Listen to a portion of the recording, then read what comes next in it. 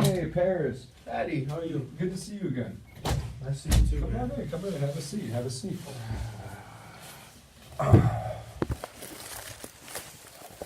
Ooh. It's really nippy outside. Oh, a little cold, huh? Yeah. So, well, how's everything with you? Good, good, Everything's going good That's good. for the most part. Well, let's take a few steps back to last week. Let's recap a little bit on some things I picked up on. We talked a little bit about like your goals for education, like what you have set for the future, Mm-hmm. and a little bit about your father and some of the pressure he applies on you. But we didn't really dig into your family aspect, and I didn't really get to like pick out and sort out a little bit of details about your family. So let's start with that. Why don't you tell me a little bit about, let's say your parents. Let's start with your parents. With my parents. So it's not they're not together anymore. Oh, They okay. divorced when I was like in 11th grade or whatever. Okay. So my dad moved out a long time ago. Well, when I was in 11th grade. So, Your dad moved out like out of the right house. right after the divorce. And everything? Okay. Yeah. Well, before the divorce, actually. Okay. So, yeah, that happened. They have like a really kind of a good relationship though. Okay. Like the divorce was Even good. post divorce. Yeah, They're post still- divorce. The Okay. divorce was good for them. Okay. My mom, she struggles a lot. Okay. Like trying to keep like With- well, not struggle. She don't struggle. I Are mean, we not say talking? struggle. Are we talking She- financial or are we talking? What are we talking? Struggle. She's good, but like sometimes like with my little sister, she struggles Okay. like with her like okay, my little sister she does dance and she does like basketball too. She does soccer. Okay. So and my mom works full time, so like she works from 9 to 5. Okay. So with that being said, my little sister don't have a ride to practice. And on Okay. top of not having a ride to practice, sometimes my mom gets off a little later than that, so she don't have a ride home neither. So Okay. like sometimes I would leave school, go get my little sister from school, and go to Okay. practice, Now. take her to practice, and then come back and get her. Okay, now recapping a little bit. So, parents divorced when you're 11th grade, and relationship between your parents are still good. Now, when it comes to taking care of your sister, is your father involved a lot in the picture since your parents' relationship are so good after the divorce? See, that's the thing. My dad, he only actually really cares about, I don't want to say me, he cares about what I do with the situation that I'm in. Oh, So like, really? he cares about just basketball. And like of course he cares about my schooling because my schooling is gonna make me continue to play basketball. You get what I'm saying? Okay. So not necessarily my sister. He don't really care too much. Like yeah, he does like go and get her for weekends and stuff like Okay. that, and they do spend time. Like you know he portrays himself as a great father. So, But okay. So, you don't think he cares for her as much? No. As much as you, of course, is what I'm referring to. Do you care for her? My little sister. Yeah, of course. That's like that's my heart and soul.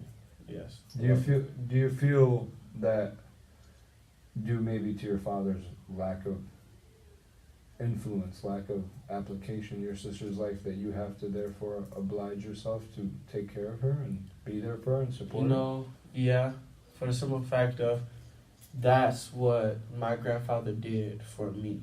Okay. And let's just say that's what he did for me. He was always there. When my dad wasn't there for me, when my dad would go and be with my brother and stuff, my grandfather was there. He was taking me to practices. He was coming to pick me up and just taking me out. You know, he taught me the way of life. You know what I'm saying? Your grandfather. Yeah. Okay, so from what I'm hearing, your family is a deep influence in you, and they play a big part of who you are. You want to tell me a little bit more about your grandfather, actually? Yeah. I lost my grandfather. Oh, I'm so sorry. Yeah, I lost my grandfather when I was in 9th grade. So it was really hard for me because that was my father. My dad really wasn't my father. And that's why it's so hard for me to look at him and call my dad father. Because my grandfather was always my father. You feel that your grandfather was more of a father figure and a role model to you than your own dad was? Most definitely. And that's why I want to be there for my little sister. I don't want her to think that I'm her father. I want her to know who her father is. But I want her to know that I'm her brother, and her brother ain't gonna never leave her. So. Do you feel that your grandfather has taught you a lot more and, well, not in a sense been there? You said he was there for you. He favored you over, in a sense is what you said. He favored you over your sister. Now, is your grandfather the same way? My grandfather cared for everyone equally. But he knew who needed the more, how to say this, he knew who needed more attention at the time. My little sister was only like 2. Well, not 2. She was more so my freshman year. My little sister was like 4. So like she was okay. Like she would always be with us, you know. But yeah. Now, do these complications involving your family, do these little issues that happen, do they stress you out? Do they make you feel anxious or ever troubled or in stress? I think the main thing that stresses me out is my grandfather. Like, he used to come and get us. He used to come and get me and my little sister. I'm going to cry. He used to come and get me and my little sister all the time. Are you okay? He used to come and get me and my little sister all the time. And just this one particular day, he came and got us. And we were driving in the car. We went to one of our favorite restaurants. And she was basically...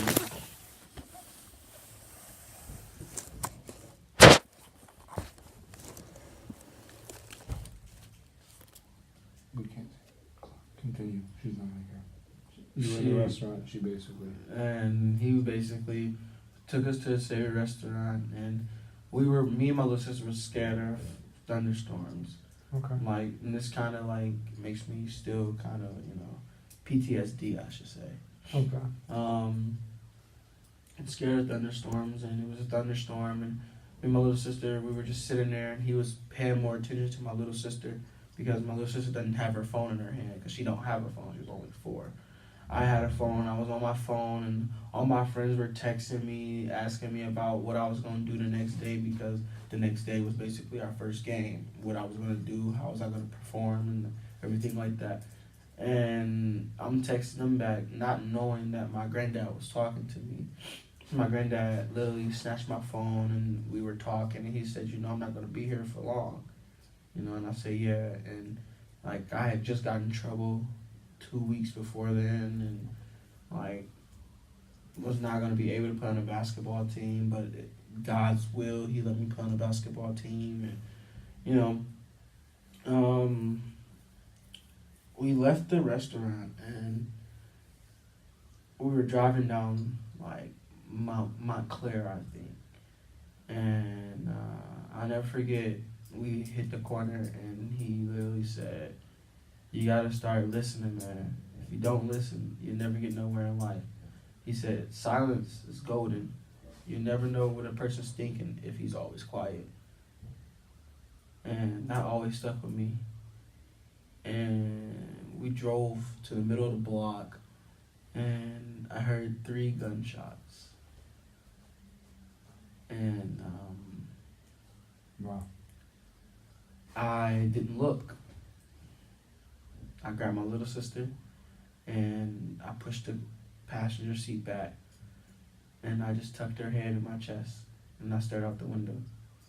And that's when I knew, like, because we were driving slow. There was no brake. There was no nothing. There was no brake. We rode up on the side of the curb, and we hit the pole. It wasn't hard. We just, like, rolled up the pole and rolled back down. And the car was never turned off. It was never put in park. And I just sat there and I sat out the window. And I sat there until the ambulance came, the police came, everyone came, and my grandfather never said anything to me. He was shot. My grandfather was shot and killed. While Shot in his driving. head. Well, And I'm sorry to hear that. That is a gruesome story nobody should ever have to go through. Julian, from what I've gathered, I can see that this has taken a very tough toll on you, and I want to work to set some goals to help you in accepting the matter and maybe getting over this post-traumatic stress, and helping absolve the situation. So nobody can ever bring back a person. Nobody will ever get over a loss truly, but we can always work to live with the loss. So what are some goals you think in your own head that could help you get through this? if I knew, I would be getting through it. Yeah, I don't have any goals. I have nothing to get through that. for sure. You will never be able to get through seeing your grandfather pass away Never. in front of you. Then some good ideas, some goals to be set could be ways to take off the stress, like maybe even though you're heavy involvement in sports, maybe maybe consuming time with exercise when you feel rage. You could maybe work on your passion for music. I don't feel rage. I Or- never feel rage. I'm not an angry person. Yeah, not Just depressed. not a rage. I apologize. My misuse of the word. Your grief. And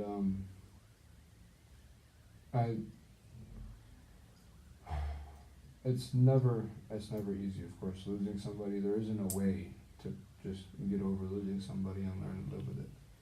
But like I said, there are things we can do to help us get through it. And heavy involvement in yourself with your life, distractions are good, as unhealthy as some of it might sound. Distractions like your passion for music, and involvement in your sister's life, especially helping, maybe being there for your sister in a way that people weren't there for you. And I think, wow, it's tough. It's not hard to get through. It's very hard to get through, I'm sorry. But with little applications of de-stressors, maybe when you're feeling heavy grief, maybe find somebody close that you can confide in and talk to, somebody you can hug. Of course, you always have me to come to, you always have me who's here for you. I'll always be confidential with you. Nothing will ever leave this room. So continuing to talk and de-stress will also help the situation. But I think it's almost time, if I'm not mistaken, if I look at the clock. Yeah, I think it's almost time, Paris. But hopefully next time we'll have a little better discussion, more discuss one that isn't so sadly resonated. Thank you for coming in today, Paris. Mhm. And